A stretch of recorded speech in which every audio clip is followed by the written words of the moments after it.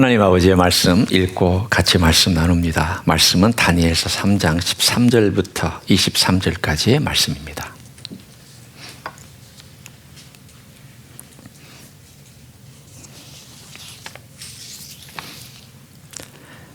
구약성경 1235쪽 다니엘서 3장 13절부터 제가 말씀 읽습니다. 다니엘서 3장 13절입니다. 느부갓네살 왕이 노하고 분하여 사드락과 메삭과 아벳느고를 끌어오라 말하며 드디어 그 사람들을 왕의 앞으로 끌어온지라. 느부갓네살이 그들에게 물어 이르되 사드락 메삭 아벳느고야, 너희가 내 신을 섬기지 아니하며 내가 세운 금신상에 절하지 아니한다 하니 사실이냐? 이제라도 너희가 준비하였다가 나팔과 피리와 수금과 삼현금과 양금과 생황과 및 모든 악기 소리를 들을 때 내가 만든 신상 앞에 엎드려 절하면 좋거니와 너희가 만일 절하지 아니하면 즉시 너희를 맹렬히 타는 풀무불 가운데에 던져 넣을 것이니 능히 너희를 내 손에서 건져낼 신이 누구이겠느냐 하니 사드락과 메삭과 아벳느고가 왕에게 대답하여 이르되 느부갓네살이여, 우리가 이 일에 대하여 왕에게 대답할 필요가 없나이다. 왕이여, 우리가 섬기는 하나님이 계시다면 우리를 맹렬히 타는 풀무불 가운데에서 능히 건져내시겠고 왕의 손에서도 건져내시리이다. 그렇게 하지 아니하실지라도 왕이여, 우리가 왕의 신들을 섬기지도 아니하고 왕이 세우신 금 신상에게 절하지도 아니할 줄을 아옵소서. 느부갓네살이 분이 가득하여 사드락과 메삭과 아벳느고를 향하여 얼굴빛을 바꾸고 명령하여 이르되 그 풀무불을 뜨겁게 하기를 평소보다 7배나 뜨겁게 하라 하고 군대 중 용사 몇 사람에게 명령하여 사드락과 메삭과 아벳느고를 결박하여 극렬히 타는 풀무불 가운데에 던지라 하니라. 그러자 그 사람들을 겉옷과 속옷과 모자와 다른 옷을 입은 채 결박하여 맹렬히 타는 풀무불 가운데에 던졌더라. 왕의 명령이 엄하고 풀무불이 심히 뜨거움으로 불꽃이 사드락과 메삭과 아벳느고를 붙든 사람을 태워 죽였고 이 세 사람 사드락과 메삭과 아벳느고는 결박된 채 맹렬히 타는 풀무불 가운데에 떨어졌더라. 아멘. 제가 한국에서 목회할 때 가끔 미국에 여러 가지 일들이 있어서 올 때가 있었습니다. 다른 도시에 가게 되면 꼭 제가 LA를 들렸다가 가곤 했습니다. 왜냐하면 어머니가 여기 그때 살아 계셨기 때문이죠. 어머니가 한 83, 4세쯤 되셨을 때, 그 당시 살아 계셨을 때, 이제 연로하시니까 어머니 뵈고 또 같이 모시고 식사하러 갈 때가 있었습니다. 어머니가 일식 좋아하셔서 일식집에 모시고 가서 대접을 하는데 제 생각에는 늘 어머니가 몸도 약하고 이제 갈 때가 됐다, 죽을 때가 됐다, 천사가 와서 꿈에서 나에게 천국의 티켓을 주더라, 그러니 곧 있으면 가지 않겠냐고 그렇게 말씀을 하시니까 의심에 모시고 가서도 얼마나 드시겠나 싶어가지고 누님한테 어머니는 나이가 많이 드셨으니까 조금만 시켜드리죠 그랬더니 누이가 손을 절레절레 흔들면서 장정만큼 드셔. 그러니까 장정만큼 시켜드리라고. 그래가지고 장정이 먹는 만큼 시켜드렸더니 와, 그거 다 드시더라고요. 제가 그래서 완전히 어머니가 곧 하늘나라 가신다고 말씀을 하셔놓고는 이렇게 잘 먹으면 언제 얼마나 오래 사실까. 아니나 다를까 그 이후로 한 7년은 더 사신 것 같아요. 7, 8년은. 3대 거짓말이 있잖아요. 나이 드신 분이 죽고 싶다, 빨리 하늘나라 가고 싶다. 그 말은 그렇게 하시더라도 그러면 그 옆에는 자식이 어머니 빨리 가셔야죠. 그러면 좋아할 어머니가 어디 있어요? 아무도 안 좋아하죠. 그래도 어머니 오래 사셔야죠. 그래야 좋아할 거 아니에요. 주님 빨리 만나러 가야지 하지만 여전히 이만큼씩 영양제 드시잖아요. 이만큼씩 의사가 준 약도 먹지만 건강하다고 생각하는 약들 이만큼씩 드시잖아요. 사실은 한편으로는 우리의 마음에 한계가 있긴 하지만 그래도 그 한계를 알면서도 건강하게 살고 싶은 것이 또 우리의 마음이기도 합니다. 두 마음이 있어요. 누구나 다 그런 마음이 있는 거죠. 오늘 이야기가 도대체 무슨 연결이 되느냐? 사실은 결이 좀 다르긴 하지만 느부갓네살 이야기하고 연결이 됩니다. 이 장에 하나님께서 느부갓네살의 한계를 보여주셨습니다. 이 신상이 쫙 하고 꿈속에서 펼쳐질 때 머리는 금이고 가슴은 은이고 허벅지와 배는 동이고 그리고 그 아래 무릎 아래는 철과 진흙이 섞여 있는 그 환상을 보여주셨습니다. 그것은 하나님께서 이 전체의 역사를 주관하신다는 의미이기도 하지만 또 다른 메시지가 있습니다. 너는 여기까지다 이 뜻입니다. 너의 나라는 여기까지야. 목까지만이 그의 나라의 지배권과 권세를 얘기해 주는 그런 이야기이기도 합니다. 이 아래는 너하고 상관이 없고 네 권세도 아니고 네 나라도 아니다. 그 이야기를 해주신 것이죠. 그런데 느부갓네살은 그걸 봤으면서도 그 해석을 들었으면서도 그 한계를 들었으면서도 마음은 자기 제국과 자기 영광이 영원한 걸 원했습니다. 영원해지길 원했습니다. 그래서 그 신상에다가 금을 다 씌웠습니다. 머리 위에서부터 저 발 아래까지 금신상을 만들어서 금으로 완전히 덮어 씌웠습니다. 얼마나 찬란하고 멋있었을까요? 여러분 이 크기가 얼마나인지 아십니까? 9층짜리 빌딩만한 높이였습니다. 지금 이 건물이 3층입니다.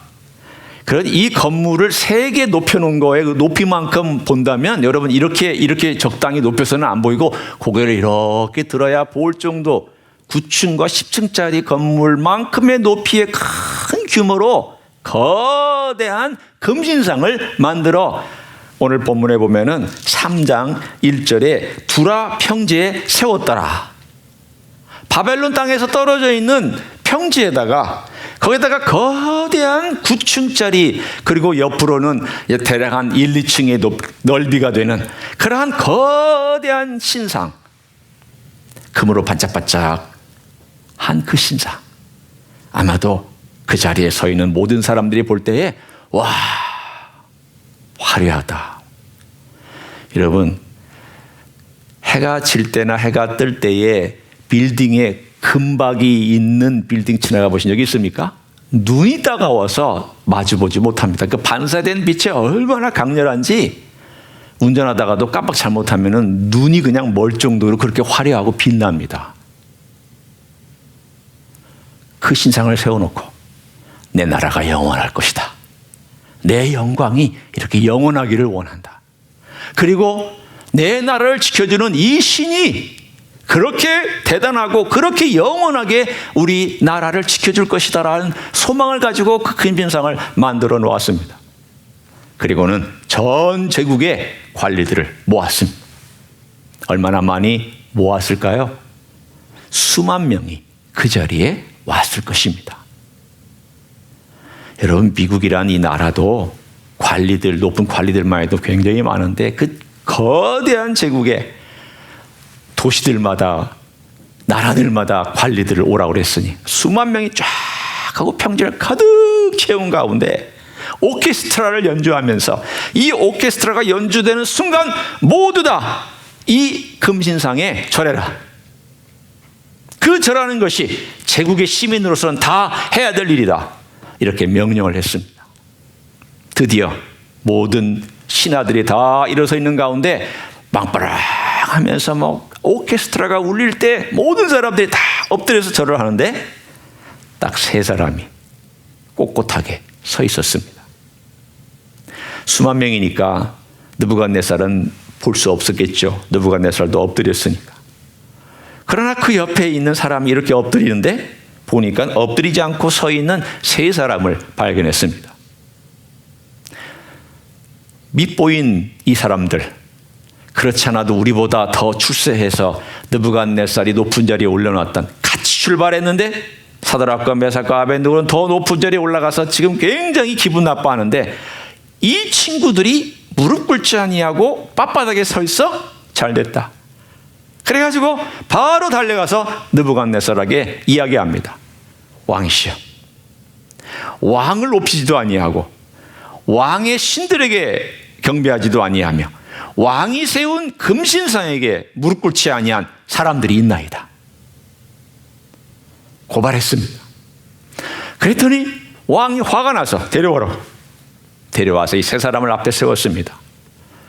그런데 희한하게 왕이 습격 처분하라 이렇게 말하지 아니하고 이 세 사람에게 기회를 줍니다. 아마도 아꼈던 사람일 거라고 생각이 듭니다. 지금이라도 해라. 다른 사람들은 다 경배했지만 너희 세 사람을 위해서 다시 음악을 연주할 테니까, 다시 오케스트라를 연주할 테니까 너희 세 사람만이라도 지금 절하면 우리가 이 모든 것을 없던 걸로 해주겠다고. 그러면서 이렇게 얘기를 합니다. 오늘 우리가 읽었던 본문 가운데 만일 이 풀무불에 던져놓는다면 누가 이 풀무불에서 구원해낼 수 있겠느냐. 그런데 그 누가에 대한 표현을 이렇게 합니다. 자, 제가 15절 그 중간 뒤부터 읽습니다. 너희가 만일 절하지 아니하면 즉시 너희를 맹렬히 타는 풀무불 가운데 던져 넣을 것이니 능히 너희를 내 손에서 건져낼 신이 누구 이겠느냐. 쉽게 얘기하면 어떤 신이 능히 건져낼 수 있겠느냐라고 호언장담을 했습니다. 느부갓네살이 만일 어떤 인간이라고 했었으면 이 사건이 벌어지지 않았을 수도 있습니다. 그런데 느부갓네살이 누구를 건드렸습니까? 하나님의 권위를 건드렸습니다. 어떤 신이라도 내 이 풀무불에서 건져낼 수가 없다. 얼마나 교만합니까? 느부갓네살이 2장에서 배웠습니까? 못 배웠습니까? 하나님이 누군지 배웠죠. 왜 3장에 가서 또 이런 일을 합니까? 못 배웠죠. 두 개 다 맞습니다. 느부갓네살 왕은 배우기도 했지만 못 배우기도 했습니다. 우리 그리스도인들하고 참 비슷한 면이 있습니다. 여러분이 예수님 배우셨죠? 성경 배우셨죠? 틀려요, 맞아요? 네, 맞죠. 안 배우신 분이 있다면 그 문제가 있습니다. 그런데 여러분, 급한 일이 있거나 위험한 일이 있을 때 신앙으로 결정해요? 아니면 내 원하는 식대로 결정을 해요? 내 원하는 식대로 결정할 때도 많죠.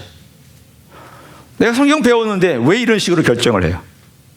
그 상황과 이 상황이 다르니까, 급하니까, 어려우니까 인간적으로 결정을 하죠. 느부갓네살 2장에서 하나님은 은밀한 것을 나타내시며 해석해주는 하나님이라고 배웠습니다. 그렇지만 그가 이걸 제대로 배웠는지 아니면 2장과 3장의 사건이 다른지는 몰라도 그가 오늘 3장의 사건 속에서는 하나님을 인정하지 않고 있습니다. 어떤 신이 나라에 이 풀무불에서 구원할 수 있겠느냐? 호언장담을 했습니다. 그러자 거기에 대해서 세 사람이 이렇게 대답을 합니다. 우리는 여기에 대해서 말할 필요 없습니다. 다시 말하면 말할 가치조차 없다는 그런 뜻이죠. 그래서 이렇게 얘기합니다. 왕이여, 우리가 섬기는 하나님이 계시다면 우리를 맹렬히 타는 풀무불 가운데서 능히 건져내시겠고, 하나님께서 건져내시는 것은 능히 하실 수 있습니다. 하나님의 능력을 의심하지 않았습니다. 그러나 그 다음이 더 멋진 내용입니다. 그렇게 하지 아니하실지라도 왕이여, 우리가 왕의 신들을 섬기지 아니하고 왕이 세우신 금신상에 절하지도 아니할 줄을 아옵소서.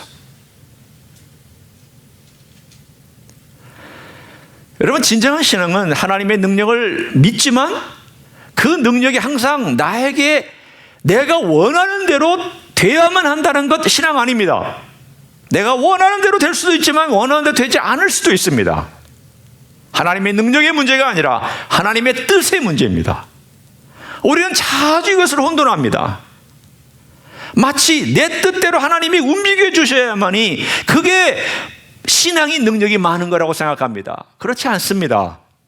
하나님의 뜻은 하나님께서 정하시고 하나님께서 이루어 가시는 것이지 내가 정하는 것 아닙니다. 오늘 그 이야기를 이 세 사람이 왕의 앞에서 당당하게 얘기를 합니다. 그러자 왕이 화가 납니다. 이놈들 봐라. 내가 기회를 줬는데 이걸 발로 걷어차고 오히려 당당하게 이렇게 얘기를 해? 그러고서는 명령합니다. 불을 7배나 뜨겁게 하라고. 여기서 7배라고 하는 것은 제일 뜨겁게 하라 그 뜻입니다. 몇 도인지 아십니까? 여러분, 그 당시에 풀무불의 온도가 섭씨 1000도요, 화씨 1800도입니다. 저희 집에 제 아내가 도자기를 굽잖아요. 도자기를 굽는 것을 킬른이라고 얘기하는데, 조그마한 그 킬른, 용광로 같은 거죠. 있는데 그 안에 온도가 1800도가 기본 그 도자기를 굽는 온도고, 그 다음에 단단한 것을 굽을 때가 화씨로 2200도까지 올라갑니다. 옹기는 그보다 훨씬 낮은 온도에서 굽습니다. 그렇지만 단단한 도자기는 2200도, 2100도, 2200도로 굽습니다. 그러니까 1800도가 보통 이 풀무불인데 이것을 끝까지 올리라 그랬으니 아마도 2000도 이상 올렸을 것입니다. 여러분, 2000도에서는요 가까이 가지 못합니다. 무지 뜨겁다. 이거 말로 표현이 안 됩니다. 제가 그 킬른 옆에 이렇게 한번 가보면 불이 환하잖아요. 보통 이제 밤에 시원할 때 그걸 켜놓고 도자기를 굽는데 이렇게 멀리 있으면요 벌써 열기가 후끈합니다. 조그마한 것도 그렇습니다. 그래 지금 거대한 풀무불을 세워놓고 절하지 않으면 집어넣겠다. 이 풀무불 단지는 옆에로 문이 있고 위에도 문이 있어서 그 두 쪽으로 사실은 입구가 있기 때문에 거기에다가 연료를 집어넣기도 하고 나무를 집어넣어서 이걸 계속 떼어서 열기를 올리는 그러한 것이 풀무불이었습니다. 세 사람을 묶어다가 군인들이 집어넣고 빠져나가려고 그러는데 불이 얼마나 거센지 그냥 그 불에 군인들이 타서 죽었습니다. 불살라졌습니다. 그러니 세 사람이야 어떻게 됐었을까? 그래서 이 사람들이 죽었을 것이라고 생각하고 이제 가만히 이 문을 통해서 느부갓네살이 궁금하니까 들여다보고 있는데 그 사이로 보여지는 네 사람의 그림자가 왔다 갔다 하는 것이 모습이 보였습니다. 그래서 이게 뭐냐? 이 죽은 유령이냐? 귀신이냐? 영혼이냐? 아니면 정말 살아있는 존재냐? 우리가 세 사람을 집어넣는데 어떻게 네 번째 사람이 있느냐? 그러면서 오늘 거기에 본문에 뭐라고 되어 있는가 하면 신들의 아들 같도다. 신들의 아들 같도다. 이건 인간의 모습이 아니다. 이 신들의 아들은 천사일 수 있고요. 뭐 틀린 말 아니죠. 누군지 모르니까. 저는 개인적으로 믿기는 성육신 하시기 이전에 예수 그리스도께서 자기의 사랑하는 세 사람을 보호하시고 임마누엘의 능력으로 날개로 붙들어주고 계시는 멋진 장면이라고 저는 생각합니다. 저는 이 구절이 너무 멋집니다. 주님이 이 땅에 이렇게 친히 오셔서 주님을 위해서 목숨 걸고 죽음의 길을 기꺼이 가겠다고 한 사람들이 이렇게 보호하고 계시는구나. 놀래가지고 느부갓네살이 이게 진짜 영혼인지 귀신인지 아니면 살아있는 사람인지 몰라서 나와봐라. 나와서 만져지면 진짜 살아있는 육체를 가진 사람일 것이고 안 만져지면은 혼만 있는 어떤 존재겠죠. 그렇잖아요? 여러분도 확인하고 싶지 않으세요? 저라도 확인하고 싶을 거예요. 정말 살았냐? 아니면 귀신이냐? 그래 나와가지고 사람들이 우르르 몰려가지고 확인했더니 살이 만져지는 거예요. 그러면서 옷을 봤더니 그 속옷 겉옷 그대로 입고 모자 쓴 채로 던져졌는데 그대로 나온 거예요. 딱 하나 탄 게 있어요. 뭐가 탔을까요? 어휴 똑똑하십니다.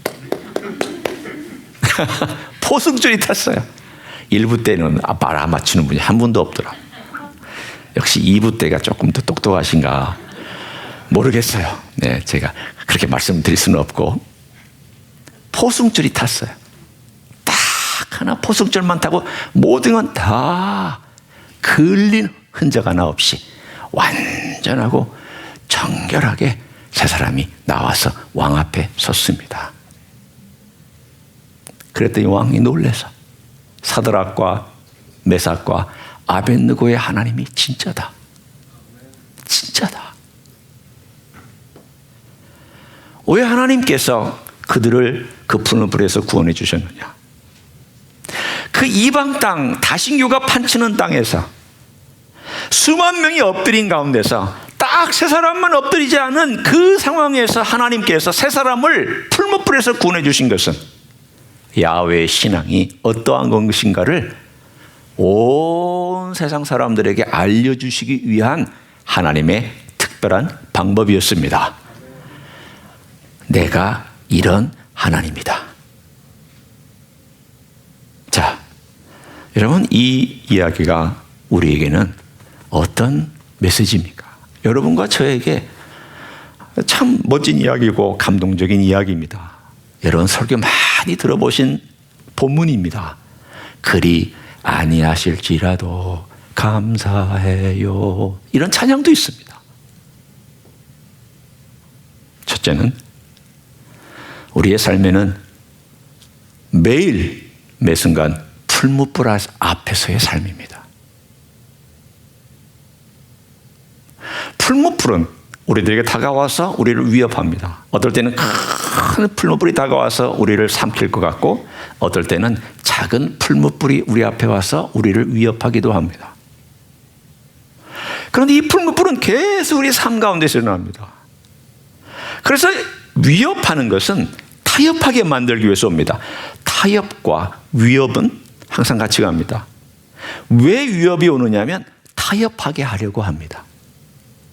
타협하지 아니하면 위협이 있습니다. 그리스도인들이 그냥 예수님 부인하고 예수님 없이 살아가는 그런 사람은 없습니다. 그 시대나 지금이나 똑같습니다. 제가 설명합니다. 느부갓네살이 얘기하는 것은 너 야훼 신앙 버려라, 그거 아닙니다. 너 야훼 신앙 갖고 믿어, 괜찮아, 믿어도 돼. 그렇지만 내가 믿고 있는 이 신 너 섬겨야 돼. 같이 섬겨야 돼.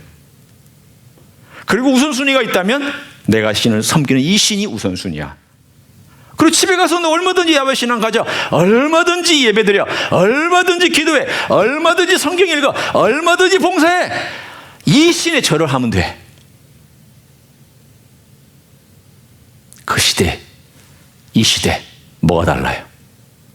거대한 풀무불을 세워놓고 너 이거 절 안 하면 내가 잡아먹을 거야. 너 손해볼 거야. 너 위험에 빠질 거야. 사람들이 너 인정 안 할 거야. 이 풀무불이 우리 앞에 있어요. 위협해요. 유혹해요. 그럼 우리는 많은 경우 타협해요. 여러분, 한국 신앙인이 가지고 있는 가장 큰 문제가 타협하는 거예요. 제가 왜 그런지 그 근본을 설명해 드립니다. 한국교회가 일제시대 때 신사참배를 했습니다. 한국 교인의 99%가 신사참배에 동참했습니다. 그리고 목사들이 앞장섰고 장로들이 앞장서서 결의했고 저 일본의 신사가 있는 곳을 향하여 동방을 향하여 신사참배했습니다. 그런데 문제는 할 수 있죠. 약하니까 인간이 그렇다고 쳐요. 그럼 회개해야 되잖아요. 이거에 대해서 통렬하게 회개해야 되잖아요. 우리가 무릎 꿇었다고, 우리가 금신상 앞에 무릎 꿇었다고 회개해야 되잖아요. 회개 안 했어요. 해방된 이후로 반세기 동안 회개 안 했어요. 노회에서 결정을 하고 총회에서 그런 결정을 했으면 노회가 회개를 하고 목사들이 모여서 회개를 하고 총회가 이것을 회개를 했어야 되는데 한국 교회들 안 했어요. 장로교만 그런 거 아니에요. 장로교, 성결교, 침례교, 오순절교, 성결교 다 그랬어요. 똑같이 다 그랬어요. 조금 고신층만 절하지 않고 꿋꿋하게 버텼죠. 그러나 그 사람들은 많지는 않았어요. 100%에 한 1%나 될까 말까 해요. 문제가 어디 있느냐? 한국의 그 당시나 지금까지 있었던 큰 교회들의 대부분이 다 신사참배에 동참했던 교회들인데 회개하지 않고 반세기를 그냥 지나왔어요. 교회가 크게 성장했습니다. 그러면 신사참배를 했던 그 죄가 지금 그냥 이렇게 쓱 감춰져서 저 국간 속에 숨겨놨는데 이게 가만히 있었을까요? 그러면 참 좋겠죠. 감춰놨으면 그냥 그대로 있으면 좋겠죠. 이것도 같이 자라요. 교회가 성장하면서 그 안에 있는 이 쓴뿌리와 이 누룩 같은 것이 더 퍼져나갔어요. 뭐가 퍼져나갔느냐? 타협하는 신앙을 가르친 거예요. 한국 교회가, 한국 목사들이, 한국 장로들이 가르친 거예요. 그렇게 살아도 된다라는 것을 삶에서 가르친 거예요. 반세기 동안. 그리고는 그 길을 딱 정해놓고 우리는 그대로 살아왔어요. 80년대 말 90년대 초가 돼야 겨우 노예들이 결정해서 회개를 했지만 이미 한국 교회의 길은 딱 정해진 대로 가고 있었던 거예요. 그 길대로. 여러분이나 저가 그 열매를 먹고 있는 거예요. 어떤 열매? 타협하는 신앙의 DNA를 받은 거예요.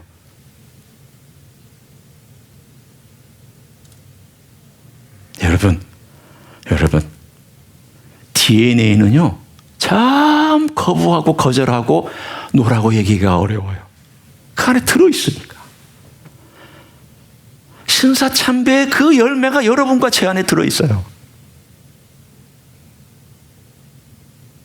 따라서 우리가 하나님 아버지 앞에 정말 내가 참 타협하기 쉬운 신앙의 유산을 갖고 내가 살아가는 대한민국의 신앙인이구나.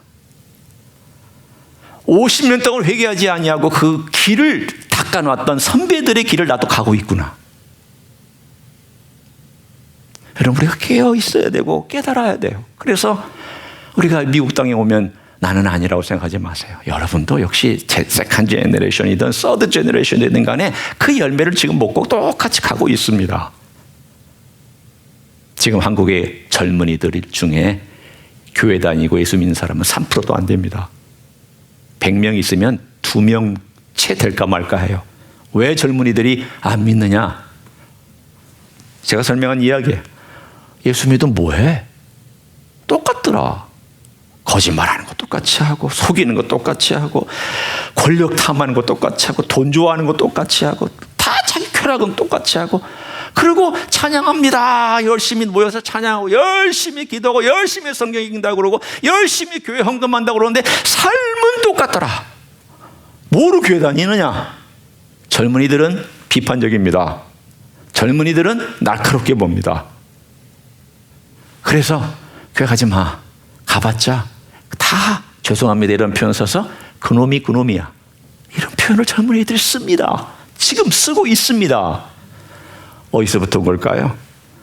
인간의 본질이 그렇지만 저는 한국 교회가 집단적으로 세워놨던 이 거대한 신사참배의 우상에 절했던 이 흐름이 여전히 우리 속에도 지류를 만들어서 우리로 하여금 그걸로 끌어오고 있다는 것을 경각심을 가지고 생각할 필요가 있습니다. 사랑하는 성도 여러분, 타협하는 신앙은 언젠가 나와 내 주변과 내 자손을 집어삼키는 위험한 신앙이 될 수 있습니다. 깨달으셔야 됩니다. 두 번째는 이 사드락과 메삭과 아벳느고가 보여주고 있는 그리 아니하실지라도라고 하는 이 표현 속에 있습니다. 그 말은 뭐냐면 당장 내가 혜택을 못 얻더라도, 당장 내가 이익을 보지 않더라도 나는 하나님 그것 때문에 따라가고 안 따라가고를 결정하지 않겠습니다 라는 뜻입니다. 무서운 병 하나를 소개해 드릴까요? 무서운 병은요, 당장병입니다. 당장병. 이 당장병은 당뇨병보다 무섭고 암보다도 무섭고 이 코로나 바이러스보다도 무섭습니다. 당장 이루어져요. 당장이라는 것은 바로 그냥 1초만 이루어진다 이 말이 아니고 내가 눈에 보는 앞에서 내가 원하는 대로 당장 이루어져야 된다라고 하는 이 당장병은 정말 사람을 힘들게 합니다. 왜 이 병이 생기는 줄 아세요? 자기 중심적이어서 그래요. 내 중심적인 사람은요 절대 손해 안 봅니다. 남을 손해보게 만들어요. 내 중심적인 사람은 인정받아야 돼요. 그리고 이익을 얻어야 돼요. 그리고 사람들 앞에서 명성을 얻어야 되고, 그리고 나는 군림하고 지배하고, 그리고 다른 사람을 이용하고 매니퓰레이트하는 그런 사람이 이 당장병에 걸려 있어요. 그러니까 이 사람은 손해 안 봐요. 심지어는 예수님을 위해서도 손해 안 봐요. 손해 보는 척하지만 정작 손해는 안 봐요. 당장병에 걸린 사람들이에요. 그에 걸린 사람들은 내게 혜택이 와야 따라가는 거야.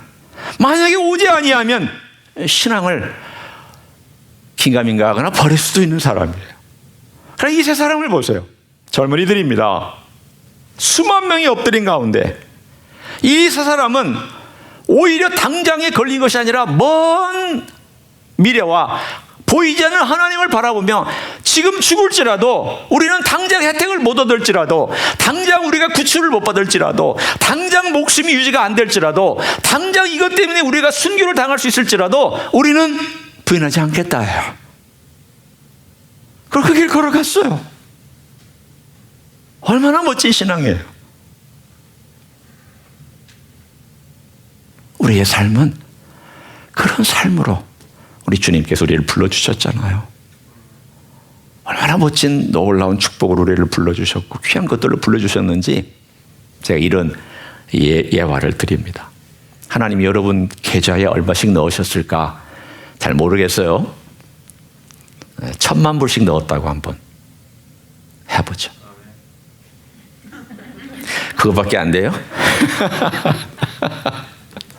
자, 1,000만 불이 여러분 계좌에 들어왔어요. 그런데 이 계좌는 원금은 하늘나라에서, 이 땅에서는 이자만 준다. 가만히 1% 이자를 생각해보면 1,000만 불의 1% 이자면은 10만 불 정도 돼요. 10만 불 1년에 이자면은 한 달에 한 8,000불 가까이 9,000불 되겠죠. 풍성해요. 그런데 문제가 어디 있냐면 많은 사람들이 이렇게 내가 이자로 받고 있는 이 풍성한 복은 생각 안 하고 원금을 생각하는 거예요. 저 1,000만 불 언제 주시나? 저 1,000만 불을 내가 지금 여기서 받아야 되는데 저 1,000만 불을 왜 안 주시고 홀드하고 계시나? 그것만 생각하고 사는 거예요. 그러니까 또 못마땅해. 하나님이 내게 그 엄청난 축복을 안 주는 게 너무 못마땅해가지고 이 가지고 조그마한 이자 가지고 내가 뭘 어떻게 살으라고, 내가 이걸 가지고 어떻게 아주 좋은 차 살 수 있겠어요? 뭐 멋진 집 살 수 있겠어요? 내가 이거 가지고 어떻게 호화롭게 할 수 있겠어요? 내가 정말 성공했다는 걸 보여줄 수 있겠어요? 그렇게 살아가는 거예요. 심지어는 어떤 사람은 비밀번호를 몰라. 이자도 못 꺼내는 사람이 있어요. 이자도 못 꺼내고 그냥 살아가는 그 불쌍한 그리스도인들도 있어요. 한번 생각해 보세요. 주님께서 우리에게 이 땅에 주신 것은 이자만 지금 누리며 살도록 해주신 것과 다름이 없어요. 이 땅은 조금 누립니다. 그렇지만 거기가 어디서부터 흘러나온 거냐면 하늘에 있는 원금으로부터 흘러나오고 있는 축복이에요. 이자가 있다는 것은 원금이 있다는 것이고 그것이 불어나고 있다는 뜻이에요. 여러분, 이런 상상을 가지고 여러분이 이 땅에서 살아보세요. 내가 하늘나라에서 받을 그 원금은 얼마나 대단할까? 여러분, 1,000만 불 가지고 비교할 수 있겠어요? 길바닥이 금인데 여러분이 하나님께서 여러분에게 주실 것이 1,000만 불밖에 안 되겠어요? 내가 발로 차고 돌아다니면서 발로 툭툭 건드리는 게 금덩어리인데 그까짓 그 1,000만 불이 문제겠어요? 그러니 우리 눈이 정말 시선을 하늘을 향하고 정말 당장의 눈에 보이는 것이 아니면 멀리 바라볼 수 있고 보이지 않는 세계를 바라볼 수 있는 사람의 눈이 열린 사람은 사드락과 메삭과 아벳느고처럼 당장 내가 먹고 살고 당장 내가 이익 얻고 당장 목숨 구걸하고 당장 내가 손해 안 보고 하는 그 일을 넘어설 수 있는 믿음이 있을 줄로 믿습니다. 그렇게 사셔야 돼요. 세 번째는, 가장 중요한 제사는, 이 천만불보다 중요한 제사는 우리 주님의 동행하심입니다. 주님의 임재입니다. 이 세 사람에게 제일 중요한 것이 현장에 나왔잖아요. 네 번째, 어떤 존재가 그들과 함께 불 가운데로 거닐더라. 그게 하나님의 임재예요. 주님의 임재예요. 약속해 주셨잖아요. 그게 제일 큰 재산이라고. 그게 큰 자산이라고. 그걸 누리며 살으라고. 그걸 누리는 사람이, 이 땅에서 이만큼 누리는 사람은 그것도 그 하늘나라에 가서 또 많이 누리겠지만 그 비례해요. 똑같지 않아요? 여러분이 이 땅에서 이만큼 주님을 임재를 누리고 살면 그 나라 가서 비례해서 그만큼 하게 돼 있고, 여기서 이만큼 하나님의 임재와 동행을 누리며 살면 그 땅에 가서도 이만큼 누리게 되어 있어요. 비례하게 되어 있어요.